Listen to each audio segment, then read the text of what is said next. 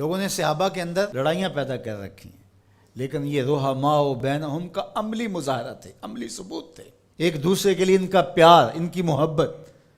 حضرت علی المرتضیٰ اور حضرت سیدنا صدیق اکبر رضی اللہ تعالیٰ عنہ جا رہے ہیں کہ آگے امام حسن کھیل رہے ہیں، تو حضرت صدیق اکبر رضی اللہ تعالیٰ عنہ امام حسن کو اٹھا کر کے اپنے کندھوں پہ بٹھا لیتے ہیں اور ساتھ بولتے ہیں کہ اے حسن تو حضور کے مشابہ ہے، علی کے مشابہ تو نہیں ہے۔ اور حضرت علی المرتضیٰ رضی اللہ تعالیٰ عنہ تبسم کرتے چلے جا رہے ہیں، مسکراتے چلے جا رہے ہیں۔ ان کی تو محبت اور پیار کی کہانیاں تھیں۔ تو کہ نہ شناسی خفی راز جلی ہوشیار باش، اے گرفتار ابو بکر و علی ہوشیار باش۔ اقبال نے کہا تو خفی اور جلی کو نہیں جانتا، جو باریک جال بچھائے گئے ہیں سازشوں کے تو ان سے آگاہ نہیں ہے۔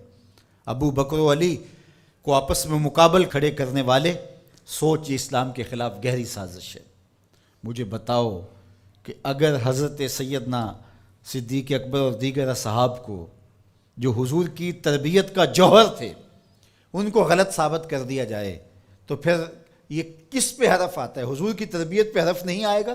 یہ سازش تھی اسلام کے خلاف۔ جو یہ بدقسمتی ہے کہ امت ان سے پیار کرنے کی بجائے آپس میں ان کے ناموں پہ الجھ رہی ہو اور یوں گروہوں میں، فرقوں میں تقسیم ہو کے رہ جائے۔ ایک کا پیار دوسرے سے دوری کا سبب بن جائے، یہ کیا ہوا؟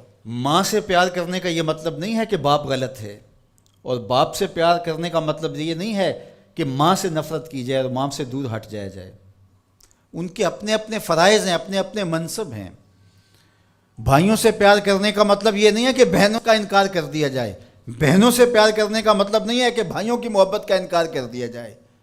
اہل بیت کی محبت کا قطعاً یہ معنی نہیں ہے کہ صحابہ پر سب و شتم کیا جائے، اور صحابہ سے محبت کا معیار یہ نہیں ہے کہ اہل بیت کا نام سن کے چیں بجبیں ہو جائیں اور چہرے کا جو ہے وہ رنگ بگڑ جائے۔ ہم صحابہ کو بھی مانتے ہیں، اہل بیت کو بھی مانتے ہیں، اس لیے کہ یہ دونوں مشکات نبوت سے پھوٹنے والی کرنیں ہیں۔ یہ حضور علیہ السلام کے فیضان کا عکس ہیں، اور صحابہ میں اور اہل بیت میں آپس میں منافات نہیں تھی۔ تو یہ تو رحماء بینہم کا عملی ثبوت تھے، عملی روپ تھے، لیکن ہم ان کے اندر منافات کھڑی کر دی اور ان کو دو الگ خانوں میں بانٹ دیا۔ اللہ اکبر۔ کسی نے کہا کہ اہل بیت اور صحابہ ہماری آنکھیں ہیں، تو معترض نے کہا دائیں کون سی ہے اور بائیں کون سی ہے؟ اس نے کہا آنکھیں دائیں بائیں نہیں ہوتی، آنکھیں ایک ہی ہوتی ہیں۔ تو ان کی محبت ہمارا ایمان ہے، کیونکہ محبتوں کا مرکز ذات رسالت مآب صلی اللہ علیہ وسلم۔ پھر وہاں سے جس کو بھی حضور سے تعلق ہوگا وہ محبت اس سے پیدا ہو جائے گی۔ یار محبوب تو محبوب رہا، اللہ نے ان گھوڑوں کی قسمیں کی ہیں جو محبوب کے غلاموں سے جڑ گئے۔ قرآن اٹھائیے، وَالْعَادِيَاتِ دَبْحًا فَالْمُورِيَاتِ قَدْحًا فَالْمُغِيرَاتِ صُبْحًا فَأَثَرْنَ بِهِ نَقْعًا فَوَسَطْنَ بِهِ جَمْعًا۔ محبوب تیری ہی نہیں، تیرے غلاموں کی نہیں، تیرے غلاموں کے گھوڑوں کے پاؤں سے لگی ہوئی کھریوں کے ٹکرانے سے، پتھروں سے جو شرارے نکلتے ہیں، میں خدا ان شراروں کی بھی قسم کرتا ہوں۔ محبوب تیرے غلاموں کے گھوڑوں کے پاؤں کے ٹکرانے سے جو گرد اڑتی ہے، اڑتی ہوئی دھول کی بھی قسم کرتا ہوں، اور ان گھوڑوں کے سینوں سے جو آواز نکلتی ہے، میں رب ہو کے اس آواز کی بھی قسم کرتا ہوں۔ اور تم الجھے ہوئے ہو یہاں ابو بکر و علی میں۔ لا اقسم بہذا البلد، مجھے قسم ہے شہر کی۔ مکہ کی قسم کیوں؟ وانت حل بہذا البلد، اس لیے محبوب اس شہر کی گلیوں میں تو خرام ناز جو کرتا رہا ہے۔ جہاں محبوب خرام ناز کریں وہ گلیاں اچھی لگیں۔ مدینے کی مٹی میں بھی شفا ہے یار، جس شہر کی مٹی میں شفا ہوگی، اور شفا ہوئی کیوں؟ اقبال بولا خاک طیبہ از دو عالم خوش ترست، آن خنک شہرے کے آنجا دل برست۔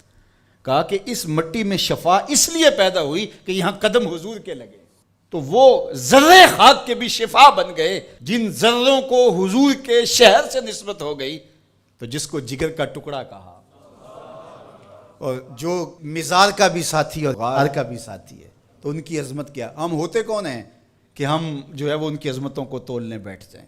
ہماری اوقات، ہماری حیثیت کیا ہے کہ ہم ان کی جو ہے وہ عظمتوں پر بات کریں، جن کی عظمتوں کو سمجھنا ہمارے بس کا روگ ہی نہیں ہے۔ ہمارے لیے اتنا کافی ہے کہ حضور کی آل کو بھی سلام، حضور کے اصحاب کو بھی سلام، اور ان کے لیے دلوں میں معمولی سا غبار اور میل بھی جو ہے وہ ایمان کی پونجی لٹ جاتی ہے. یار نو میلی اکھ نہ ویکھی متا مرسیں کافر ہو کے. کبھی بھی اپنے آپ کو ایسی بحث کے اندر شامل نہ کرنا جس کا نتیجہ بے ادبی تک پہنچتا ہو. سارا دین حضور کی محبت کا نام ہے، سارا دین ادب کا نام ہے.